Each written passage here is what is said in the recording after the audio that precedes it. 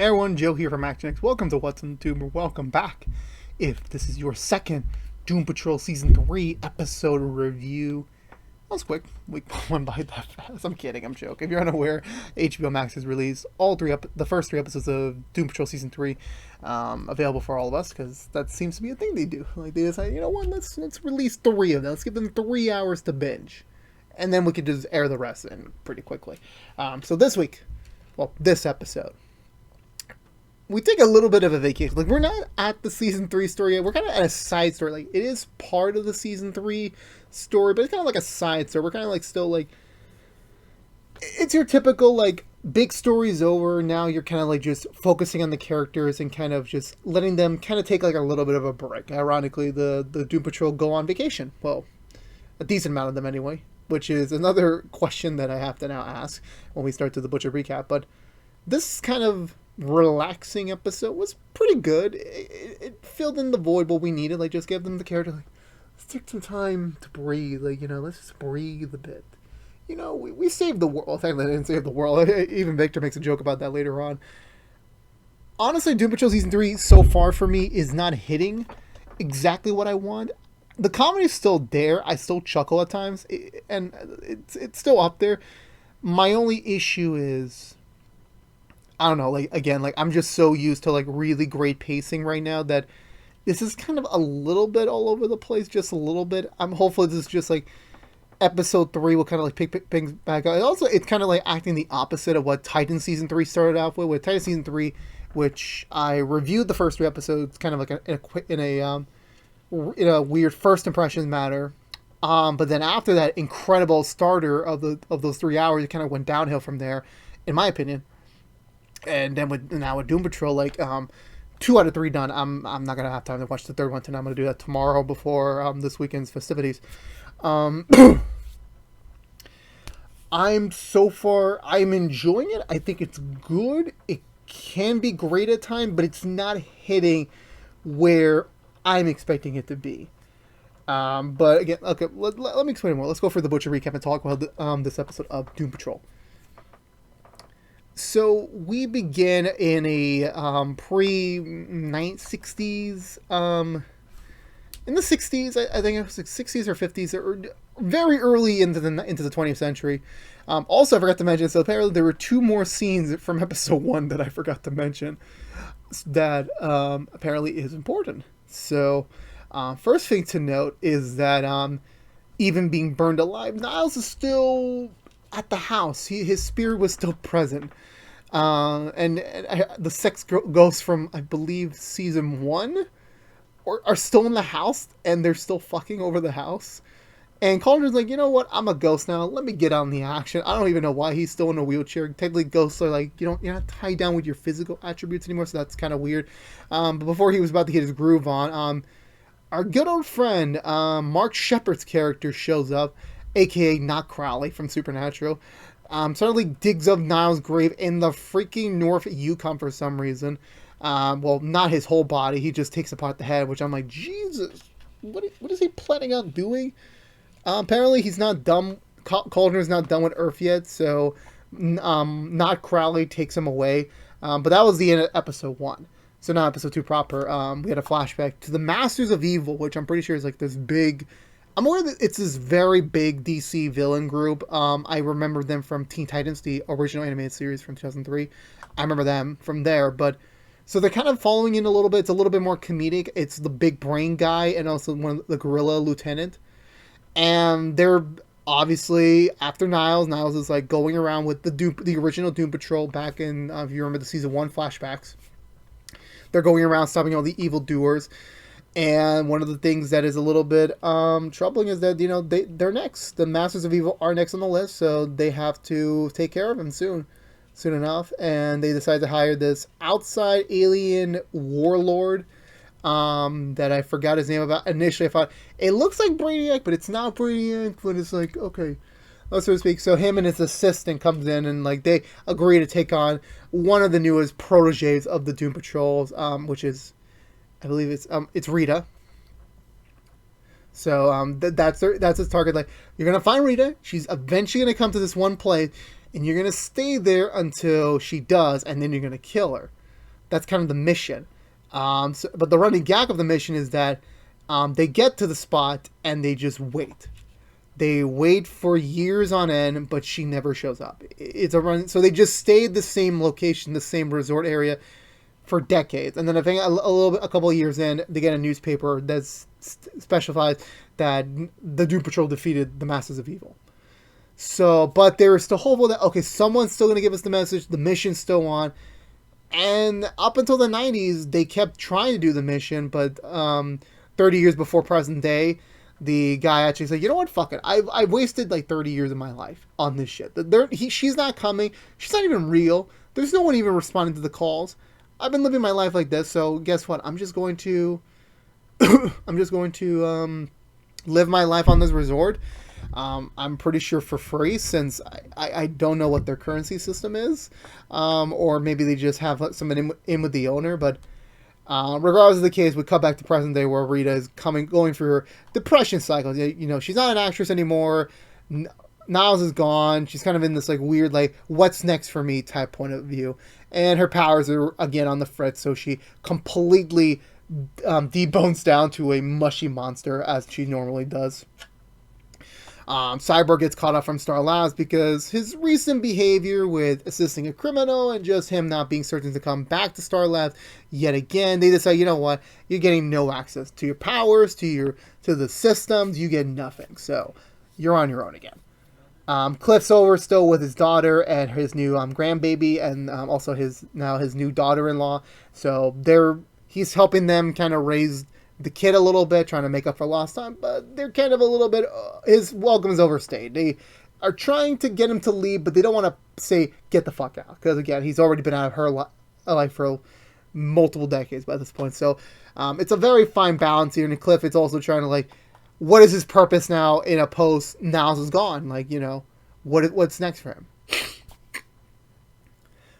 And I think the mutual consensus... Oh, yeah, also I forgot. Yeah, Larry did go off to space. He's going to explore the cosmos, leave behind Earth, kind of find his next chapter type thing. And the first stop on their trip is to visit the Negative Spirit's homeworld, which is a very big welcome for Larry, as he needs some sort of, like, new, fresh takes in his life, you know, given the fact that he's going to be immortal for the rest of his life. So this is a proper next wait for it. Also, weird that Dorothy's not in this episode. I'm assuming, considering the fact Dorothy's still a child, that they would still take care of her. Unless I missed something from last week, you know, either it doesn't seem significant if she went away back to the Yukon to be with her tribe, or I really don't know what happened. I really don't know. Either she's in her room or she's like self-sufficient with the candle. Like, I really don't know. They just literally don't talk about her at all this episode.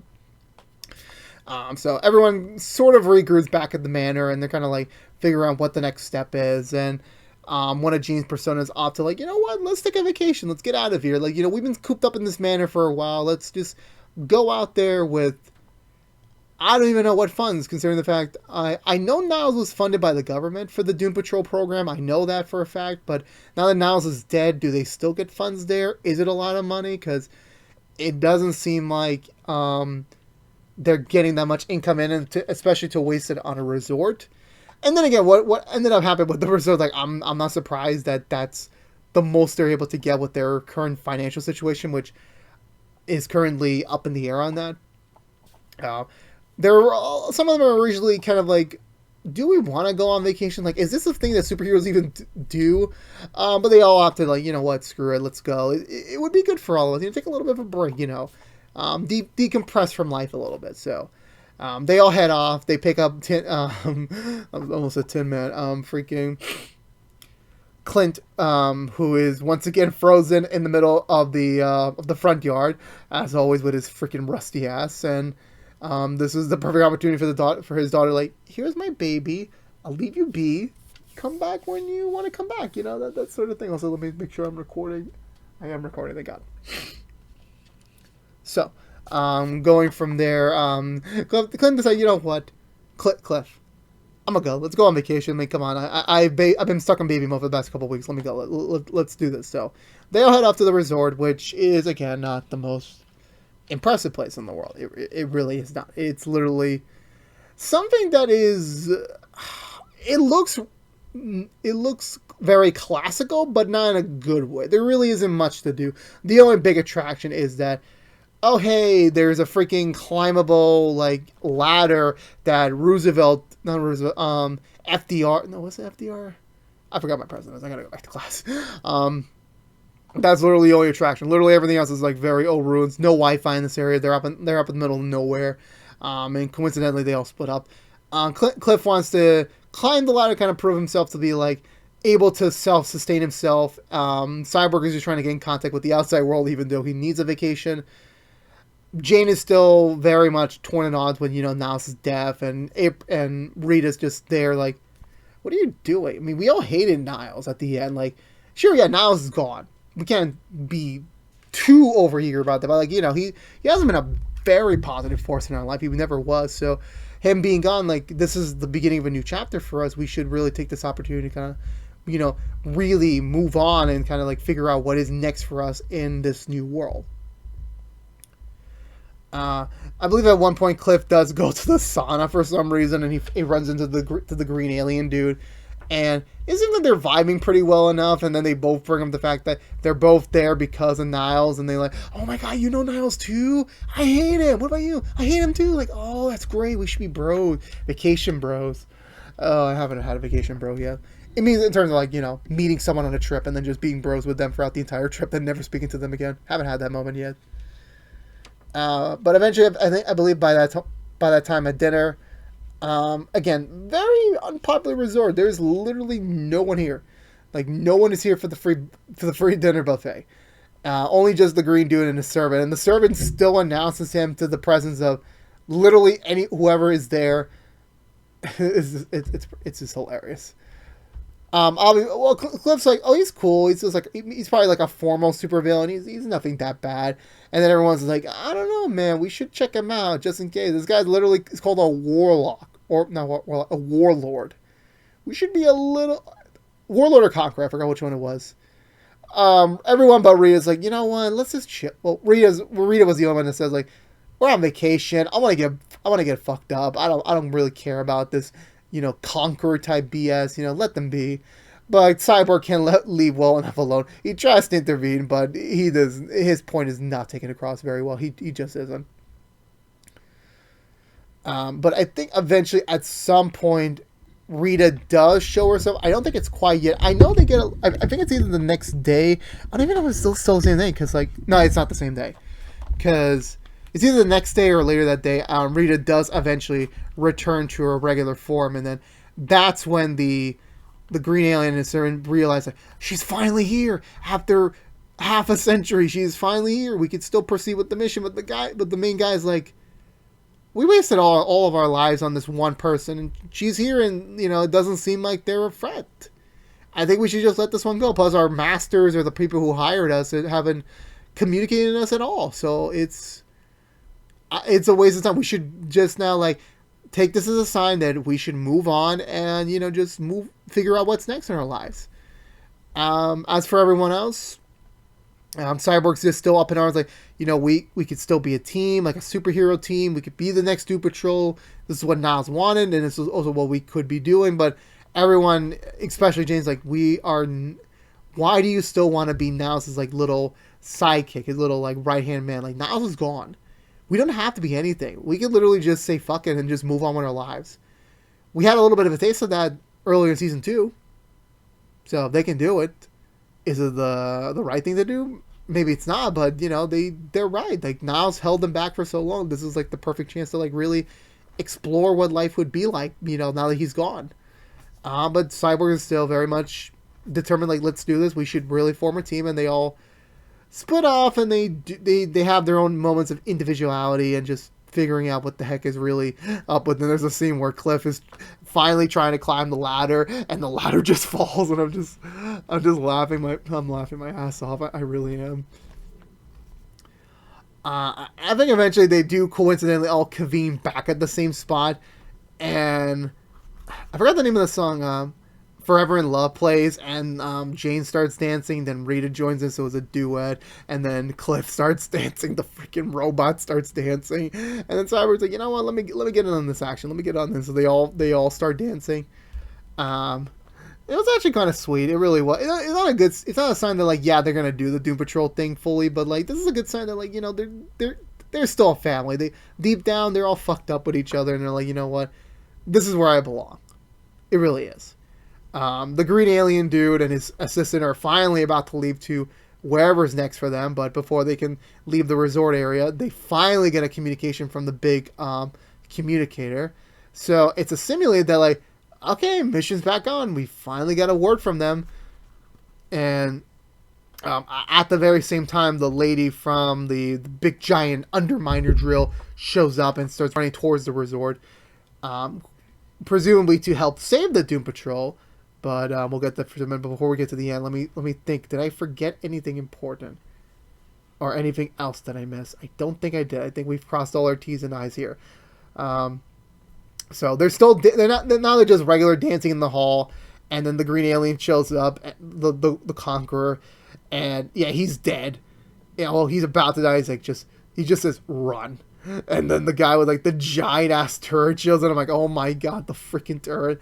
But you know, Cyborg's powers are gone. Cliff coincidentally just decides to rust up in the moment, and Jane and Rita have no real like physical powers per se. So the turret guy literally just takes care of all of them. Rita's the only one that manages to get a run away from him, but when she's escaping, she freezes at the sight of the other lady who has her face transform into Rita for a good second, and it was enough to push Rita aside, get her back into the room, and lock her in there while she makes her getaway, and presumably everyone's dead. That was a short season.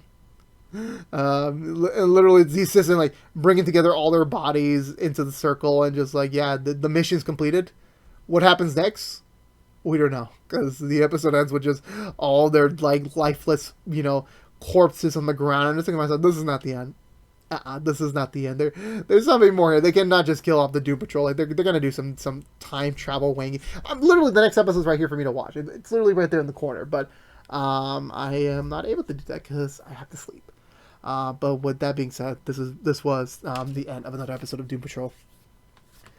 But again, for me, it was still a good episode. I don't entirely think it was the best. We're kind of off to a little bit of like a rocky start this season, but it's nothing that they could not still back off from. That we still have 8 more episodes to go. Anything can change. But right now, the whole vacations side plot was a fun, breather. It was a fun, like, let's get them in like a vacation environment, that sort of thing. It was fun, giving them the moment like to really comprehend what does Niles mean for them currently, and where are their headspaces at now that he's gone. Where do they go next from here? And we got some good suggestions. We got some pretty funny ones, and there's still a lot to work over for them in the coming episodes. But honestly, nothing really much else stands out here, in my opinion. I mean, we still got, who is this mysterious lady? Are the Masters of Evil back? Are they all really dead? Is this the end of the season? I know it isn't, but I'm just saying, is this the end already? But yeah, for me, again, this was another subpar good episode of the show, this season, and I'm hopeful next episode, that I'll get to watch tomorrow will be better, and we'll get back on track. But until then, we'll see what happens. But for me, I'm going to give this episode a 1.5 thumbs up. Still good, just not on my usual par for Doom Patrol. But I think that's going to do it for me tonight, everyone. So if you're unaware, this has been What's Up to Do from ActionX, reviewing every episode in the 3rd season of Doom Patrol. If you want to know what we're doing normally on What's Up to Do besides our Doom Patrol reviews, we're currently doing Heels episode reviews each and every Tuesday mornings after a brand new episode on Sunday nights on Stars.